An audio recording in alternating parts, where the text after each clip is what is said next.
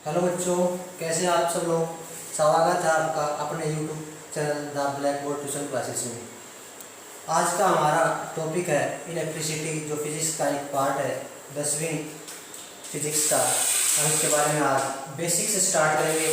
आज हम इसका इंट्रो स्टार्ट करते हैं कि हम डायरेक्ट ऐसे चैप्टर पे नहीं जाएंगे, इसका बेसिक से स्टार्ट करते हैं कि इलेक्ट्रिसिटी है क्या, क्या क्या पढ़ना है।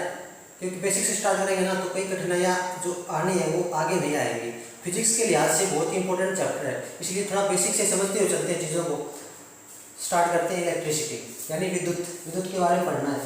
जहाँ भी इलेक्ट्रिसिटी वर्ड आ जाए, इलेक्ट्रिसिटी वर्ड आ जाए तो आपके माइंड में आना चाहिए कि हमें किसके बारे में पढ़ना है। स्टडी अबाउट चार्ज, चार्ज के बारे में हमें पढ़ना है। किसके बारे में? आवेश के बारे में हमें अध्ययन करना है। इलेक्ट्रिसिटी की डेफिनेशन क्या होगी? Study of charge, study of charges, study of charges. या फिर दूसरे वर्ड में कहें कि it is a form of energy, कि यह ऊर्जा का ही एक रूप है। सेकेंड डेफिनेशन इसकी हम कह सकते हैं इट इज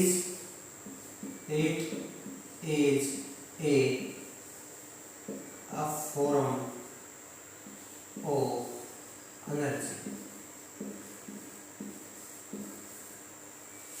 फिजिक्स की लैंग्वेज में डिफाइन करें तो it is the branch of physics in which we deals with the study of charges. भाई भौतिकी विज्ञान की वह शाखा जिसमें हम आवेशों का अध्ययन करेंगे, इलेक्ट्रिसिटी कहलाती है।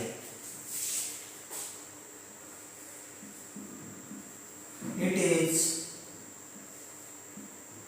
a branch of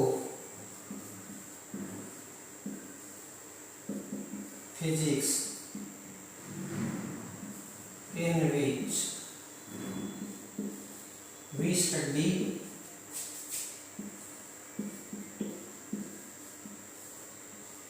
about charges।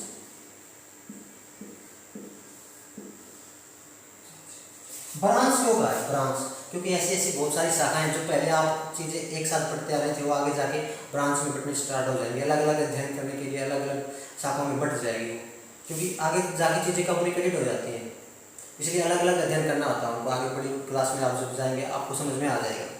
जैसे कि जब हम लाइट प्रकाश के बारे में पढ़ना है, लाइट के बारे में पढ़ना है तो उसको बोलते हैं ऑप्टिक्स बोलते हैं। तो ऐसे ही ये ब्रांच बनती जाएंगी। कि इलेक्ट्रिसिटी कितने प्रकार की होती है, विद्युत कितना प्रकार है, कितने प्रकार की है? दो प्रकार की है। कौन कौन सी? एक तो स्टैटिक्स इलेक्ट्रिसिटी और दूसरी करंट इलेक्ट्रिसिटी। स्टैटिक्स आपके 10th में नहीं है, लेकिन थोड़ी जानकारी के लिए आपको पता होना चाहिए, उसके बारे में थोड़ा सा डिस्कस कर लेते हैं। पहली टाइप होगी इसकी स्टैटिक्स इलेक्ट्रिसिटी।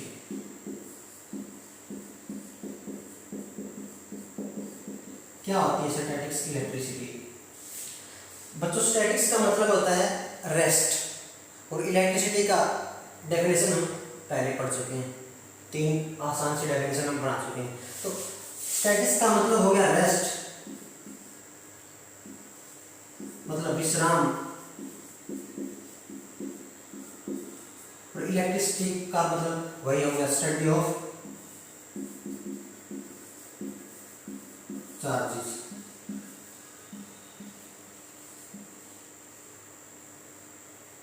तो हम कह सकते हैं आसान शब्दों में static electricity in which we studies about charge at rest. Study of charge, study of charge at rest.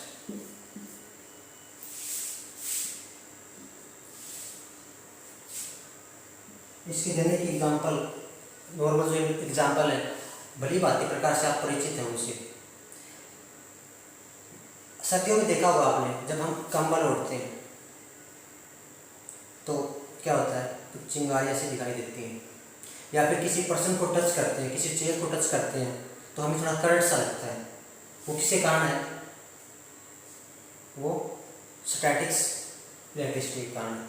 या फिर क्लास में आपने देखा होगा कि जो अपना स्केल होता है उसको ऐसे अपने हेड पे रब करके आप किसी कागज़ को उठाने की कोशिश करते हैं, या फिर एबोनेट की छड़ होती है उसको भी ऐसे रब करके कुछ ना कुछ उससे मतलब कागज़ हो गया या कुछ चींटियाँ वगैरह कुछ ऐसे ऐसे छोटे छोटे पीसेस पेंसिल के छिलके हो गए वो उठाने की कोशिश करते हैं और वो उठ भी जाते हैं। कैसे होता है? जैसे जब हम किसी चीज़ को ऐसे रब करते हैं हमारे सिर पे तो क्या होता है, चार्ज इकट्ठा हो जाता है उसके एंड पे।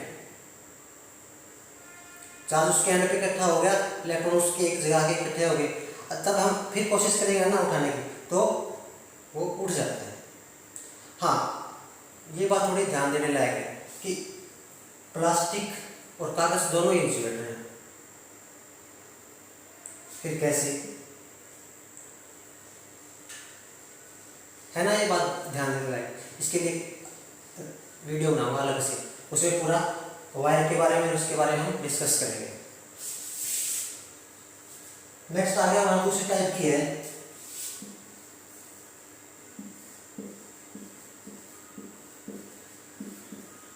Current electricity.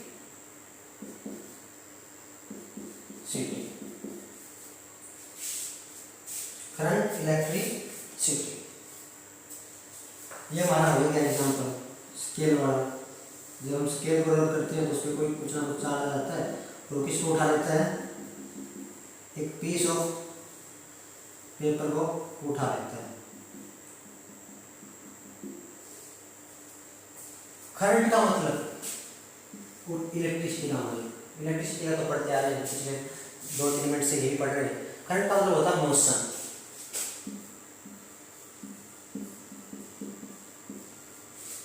और इलेक्ट्रिसिटी का मतलब study of charges.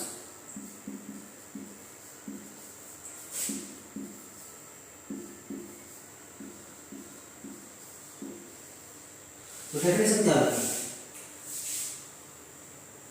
Study of charges in motion.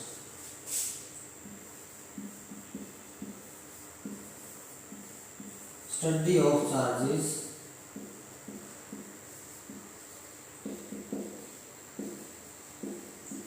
In motion. Circuit diagram देखा होगा आपने, आपकी बुक में भी है।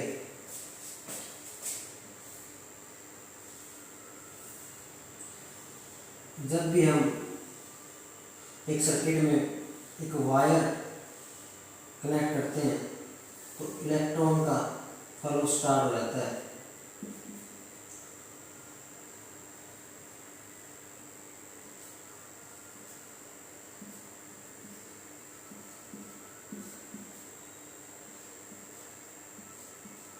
नेगेटिव से पॉजिटिव की ओर। इसका डायग्राम है।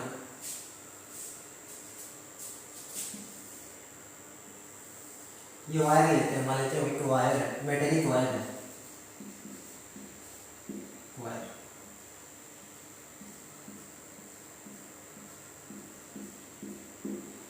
इसमें एटम है इसके, और ये है इलेक्ट्रॉन। भाई एक वीडियो में, इसी वीडियो में हम ये चीज़ को डिस्कस कर लेते हैं साथ ही साथ कि मेटेलिक वायर में कैसे इलेक्ट्रॉन का फ्लो, करंट का फ्लो होता है और क्यों प्लास्टिक में नहीं हो पाता। उसके लिए हम थोड़ा अभी देख लेते हैं इसी वीडियो में। जो मेटल के पार्टिकल होते हैं, उसका साइज बड़ा होता है बजाय कि जो इंसुलेटर है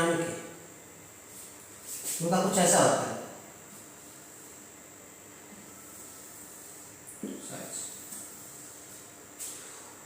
वो जो नॉन मेटल है उनका साइज स्मॉल होता है।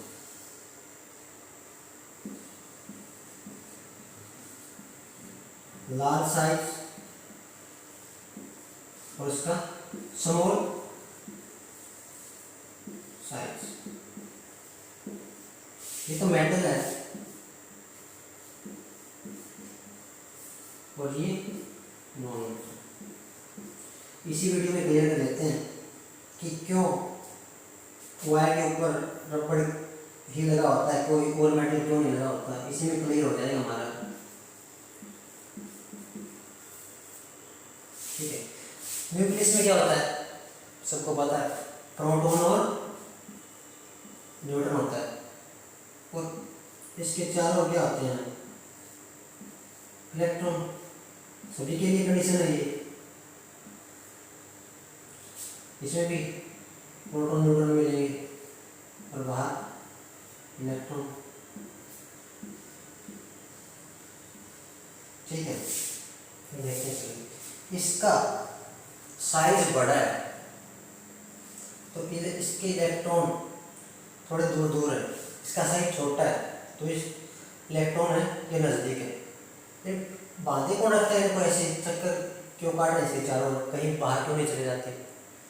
जिस प्रकार आपको बताइए सूर्य के चारों सभी प्लैनेट्स क्या कर रहे हैं, प्लैनेट्स चक्कर काट रहे हैं, किस फोर्स के कारण वो बताइए आपको। उसी प्रकार इसके चारों ओर ये चक्कर काट रहे हैं। लेकिन डिफरेंस क्या है देखो, मेटल में ये जो एटम है उसका साइज होता है बड़ा और नॉन मेटल में एटम्स का साइज होता है छोटा। अब ये दूर दूर है तो इसमें क्या होगा कि इनकी पकड़ इनसे थोड़ी कम हो जाएगी, जो दूर है तो इनमें से क्या हो जाएगा, एक इलेक्ट्रॉन जंप कर जाएगा, एक एटम में से एक इलेक्ट्रॉन जंप कर गया। जबकि एक छोटी सी वायर में तो बहुत सारे एटम होते हैं, तो ऐसे बहुत सारे इलेक्ट्रॉन जंप कर जाएंगे और इसका साइज स्मॉल है और इनकी पकड़ पे मजबूत है, ज़्यादा है पकड़, तो ये इलेक्ट्रॉन जंप नहीं कर पाएंगे। ठीक है, और यही इलेक्ट्रॉन आगे जाके बिजली करंट फ्लो का कारण बनते हैं, इसको क्या बोलते हैं, फ्री चार्ज कैरियर। क्योंकि फ्री हो गया ये तो एक इलेक्ट्रॉन से एक एटम से फ्री हो गया और वायर में तो बहुत सारे एटम होते हैं तो कितना इलेक्ट्रॉन फ्री हो जाएंगे, ये इन्हीं के द्वारा इलेक्ट्रिसिटी आगे जाके फ्लो करती है। वायर मान लेते हैं, ये वायर थे, इसकी एक एटम है, हर एक में से एक फ्री हो गया, तो ऐसे बहुत सारे एटम से मिलके बनी है ये तो बहुत सारे इलेक्ट्रॉन फ्री हो गए। लेकिन क्या ये रैंडम मूव कर रहे हैं, कोई इनकी मर्जी है, यहाँ जा रहे हैं, यहाँ जा रहे हैं, यहाँ जा रहे हैं, यहाँ जा रहे हैं। लेकिन जैसे ही हम इसको सर्किट में कनेक्ट करते हैं तो ये फॉलो करना स्टार्ट करते हैं। कैसे कि इलेक्ट्रॉन में कौन सा चल रहा है, नेगेटिव, तो किसकी तरफ भागेंगे, पॉजिटिव की तरफ भागेंगे। तो इसका फ्लो कौन सी साइड हो जाएगी, नेगेटिव से पॉजिटिव। तो इलेक्ट्रिसिटी करंट का फ्लो कहाँ से होता है, नेगेटिव से पॉजिटिव। वहीं इसमें क्या इलेक्ट्रॉन फ्री नहीं हो पाते तो दे डोंट कंडक्ट इलेक्ट्रिसिटी, इसीलिए वायर के ऊपर किसी कोटिंग होती है नॉन मेटेलिक मटेरियल की, रबड़ हो गया, पीवीसी हो गया, इस प्रकार का। ठीक है, इसको इस एग्जाम्पल से भी समझ सकते हैं कि भाई एक पेरेंट्स के दो बच्चे हैं, एक रहता है उनके पास पढ़ता है, वहीं शहर के स्कूल में जाता है, शाम को वापस आ जाता है, और एक को छोड़ दिया उन्होंने कहीं बाहर पढ़ने के लिए, हॉस्टल में या बाहर विदेश। ठीक है, तो इनमें से कौन सा बिगड़ने का चांस ज़्यादा रहेगा, जो बाहर छोड़ दिया उसका ही चांस ज़्यादा होगा बिगड़ने का, क्योंकि वो तो बिल्कुल पास था, जो उनके पास था उसकी तो हर मिनट की खबर रहती है पेरेंट्स को, लेकिन उसकी खबर नहीं रहती, इसलिए क्या वो स्कैप कर जाएगा, लाइन से बाहर चला जाएगा। वही सेम इसमें होता है कि स्कैप कर गया, रैंडम घूम रहा है, फ्री है, पेरेंट्स से कोई टेंशन नहीं है उसको। लेकिन क्या नॉन मेटल में क्या है, सारे पास पढ़ रहे हैं बच्चे, तो सभी पे कमांड होगी। तो समझ में आया कैसे वायर में करंट का फ्लो होता है, इंसुलेटर में क्यों नहीं हो पाता, इसी कारण, क्योंकि फ्री चार्ज कैरियर के कारण। जो फ्री हो गए ना इलेक्ट्रॉन, इनको बोला गया free charge carrier. Free charge carrier के कारण इलेक्ट्रिसिटी का फ्लो होता है। ऐसे ही आपको इंसुलेटर और कंडक्टर के बारे में डिफरेंस बताइए, 8th क्लास से आप पढ़ते आ रहे हैं, या 7th में भी आ गया होगा कि कंडक्टर है ना वो इलेक्ट्रिसिटी अपने अंदर से पास करने देते हैं, हीट भी पास हो जाती है उनके अंदर से।